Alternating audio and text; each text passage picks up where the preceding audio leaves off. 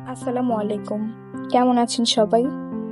গতকালের পোস্টে বলেছিলাম এখন থেকে রেগুলার আর্টের ভিডিও আসবে ইনশাল্লাহ। এর একটা কারণ আছে। অন্য সব ক্রাফটিং বা রান্না বান্নার পাশাপাশি আর্ট করাও আমার একটা শখের কাজ। কিন্তু অনেক সময় বিভিন্ন কারণে ইচ্ছা থাকলেও সবসময় এই শখের কাজ করা হয়ে ওঠে না। এর একটা ক্ষতিকর দিক হলো আপনার যে প্রতিভা সেটা ধীরে ধীরে বিলুপ্ত হয়ে যাবে।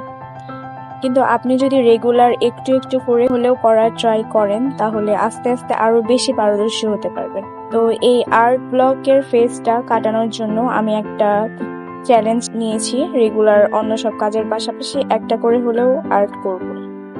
আমার শখের জিনিসটাকে তো কিছুতেই বিলুপ্ত হতে দেওয়া যাবে না। সেই চ্যালেঞ্জের প্রথম আর্ট ছিল এটা। বলে রাখা ভালো, আমি একটা আর্ট গ্রুপের মাধ্যমে এই চ্যালেঞ্জে যুক্ত হয়েছি। তো প্রথম দিনে আর্ট চ্যালেঞ্জ ছিল এটা, একদমই সিম্পল একটা আর্ট, কিন্তু এর মধ্যেও কিছু ব্যাপার আছে, ব্লেন্ডিং এবং ডিটেইলিং। একটা আর্ট সুন্দর এবং পরিপূর্ণ করার জন্য ভালো ব্লেন্ডিং এবং ডিটেইলিংটা খুবই গুরুত্বপূর্ণ। এই পেইন্টিংটা সিম্পল হলেও পেইন্টিং এর যে ব্যাকগ্রাউন্ডটা অর্থাৎ আকাশের কালারগুলো ভালোভাবে ব্লেন্ড করে মিক্স করতে হবে যাতে কালার শেডগুলোর শার্প স্ট্রোক না থাকে। ভালোভাবে ব্লেন্ড করে একদমই মিক্সড ম্যাচ করে ফেলতে হবে যতক্ষণ না পর্যন্ত সুন্দর একটা আউটকাম আসে। এরপর গাছের কিছু পাতা অ্যাড করব। সন্ধ্যার দৃশ্য হওয়ায় পাতাগুলো সবুজের পরিবর্তে ডার্ক কালার হবে। এখানে গ্রিনের একদম ডার্ক শেডটাও ইউজ করা যাবে, তবে আমি ব্ল্যাকটা ইউজ করেছি।